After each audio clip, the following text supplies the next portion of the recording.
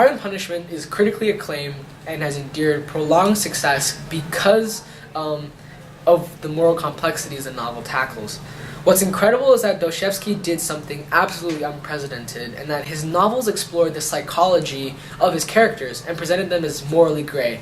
Gone were the days in which characters were absolutely righteous or utterly malevolent.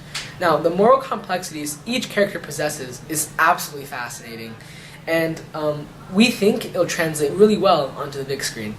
So as a film, we believe Crime and Punishment can bring the themes of guilt and redemption to life, and these are themes the entire audience can resonate with. Crime and Punishment, it's going to be split up into 3 sections, with section 1 containing parts 1 and 2. Now, parts 1 and 2 are especially interesting because they focus on the crime itself, and then transitions into the punishment. What have I done? What have I done? Radia Raskolnikov is a multifaceted character. His pride causes him to feel superior to others, and that ultimately cripples his moral judgment, as he begins to believe that laws don't always apply to those who are superior. Raskolnikov's hubris compels him to commit a gruesome murder, making him seem like a vile human being. Yet, on the other hand, he consistently acts benevolently to those in need, such as when he gives money to support Katerina's family. This external conflict is mirrored by the internal conflict that he faces as he struggles with his identity and remorse. The movie begins with Radia rehearsing the murder. He visits the pawnbroker to trade his father's watch, and takes notes of the small details. He is so meticulous in this plan that he even knows how many paces it is from his room to the pawnbroker's. Yet despite this planning, he deliberates between committing the crime and not. Part of him is convinced that he is extraordinary and he should for the greater good of society, while the other part of him is horrified by the terrible crime. After dreaming about witnessing an old mare getting beaten to death as a child, Radia resolves to forego his plan. However, once he hears that the pawnbroker's sister, Lizaveta, will not be home the next day at 7, his mind is made up. He will go through with the plan. But despite his previous planning, Radia experiences several hiccups. He slips in Alyona's blood, he forgets to lock the door, and he is forced to kill Lizaveta too.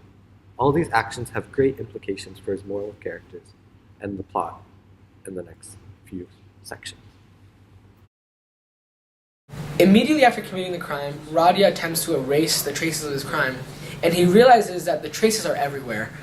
I filmed this scene as if each object he tries to hide is a symbol of his impurity and guilt. Now, in both the novel and our film, the bloody sock resurfaces throughout the whole story, and it becomes a motif for guilt and paranoia. It alludes to his guilty conscience, and just like the blood tainting the sock, his conscience is now tainted with guilt.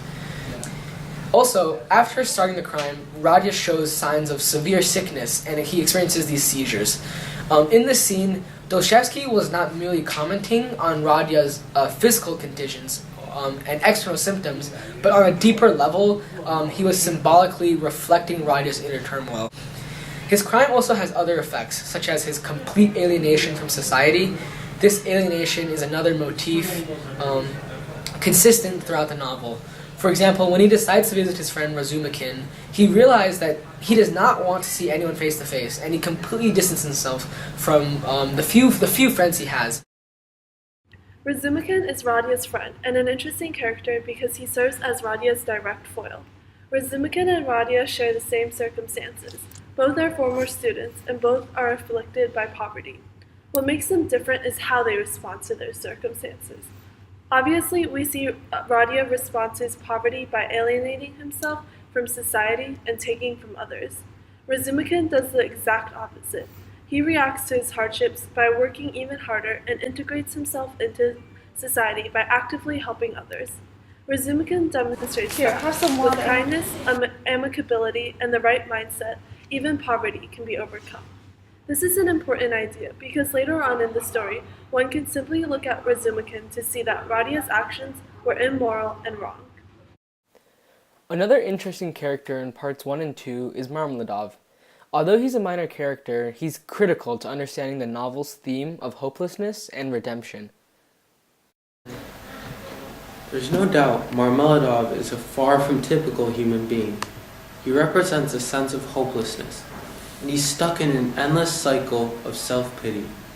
While he knows his drinking is tearing his family apart, He cannot stop doing it. If he did, he would face reality. He cannot handle high expectations. They cause him to fear success.